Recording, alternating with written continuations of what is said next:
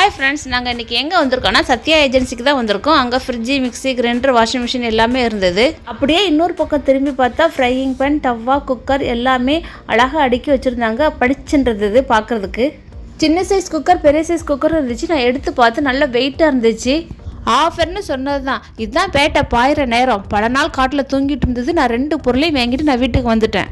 எங்கள் வீட்டில் இந்த பொருளை நான் ரொம்ப நாளாகவே மாற்றணும் அப்படின்னு நினச்சிக்கிட்டே இருந்தேன். ரொம்ப சேட்டை பண்ணிக்கிட்டே இருந்துச்சு. இதை எப்படிடா மாற்றலாம் அப்படின்ட்டு ஒரு ஐடியாவோடு இருக்கும்போது தான் இந்த ஆஃபர் கிடச்சிச்சு. இதுதான் எங்கள் வீட்டின் புது வரவு. இந்த குக்கர் பேன் டைப்பில் இருக்கும். இந்த குக்கர் தான் நான் தேடிக்கிட்டே இருந்தேன். என்கிட்ட முன்னாடி உள்ள குக்கர் இதே மாதிரி இருக்கும். இதில் பருப்புலாம் பொங்கி கீழே வடியும். இப்போ நான் வாங்கினது பேன் டைப் குக்கர் கூட இந்த குக்கரும் சேர்த்து தர்றாங்க. அதுதான் ஆஃபர். குக்கர் 2, ஆனால் இந்த 2 குக்கருக்கு சேர்த்து ஒரு மூடி தான் இருக்கும். 2 குக்கரையும் யூஸ் பண்ணிக்கலாம், ஆனால் ஒரே நேரத்தில் யூஸ் பண்ண முடியாது. நான் இந்த குக்கர் வாங்கின காரணமே இந்த பேன் டைப் குக்கர் வேணுங்கிறதுக்காக தான் இந்த குக்கரை நான் செலக்ட் பண்ணேன். குக்கரோட மூடி நல்லா கனமாகவே இருந்தது. ஒரு சில குக்கரோட மூடி வெயிட்லெஸ்ஸாக இருக்கும்.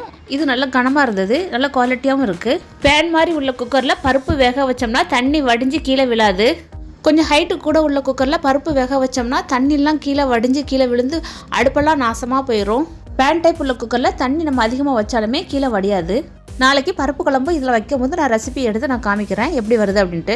இது கூட நான் இன்னொரு பொருள் ஒன்று வாங்கினேன். இதுவும் எங்கள் வீட்டின் புது வரவு. ஃப்ரையிங் பேன் எப்படி இருக்குது, நல்லா இருக்குதா? இது நான்ஸ்டிக் பேன் தான்.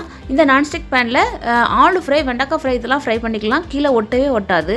நார்மல் கடாயில் வெண்டைக்காவும் உருளைக்கிழங்கும் ஃப்ரை பண்ணும் போது கீழே அடியில் ஒட்டிக்கிட்டு டென்ஷன் ஆகிட்டே இருக்கும். அந்த நான்ஸ்டிக்கில் அந்த கீழே ஒட்டாது, டென்ஷனும் ஆகாது. இங்கே பெரியக்கா வெஜ்ஜி நான்வெஜ்ஜி எல்லாமே ரொம்ப ரொம்ப சூப்பராக பண்ணுவாங்க. நாளைக்கு பருப்பு குழம்பு வைக்கிறதுக்கு எங்கள் அக்கா கிட்ட ஃபோன் பண்ணி ரெசிபிக்கான கிளாஸ்லாம் அட்டன் பண்ணிவிட்டு நோட்ஸ்லாம் எடுத்துகிட்டு நான் ப்ரிப்பேராக இருக்கேன். நாளைக்கு பருப்பு குழம்போட மீட் பண்ணலாம். ஓகே ஃப்ரெண்ட்ஸ், பாய்.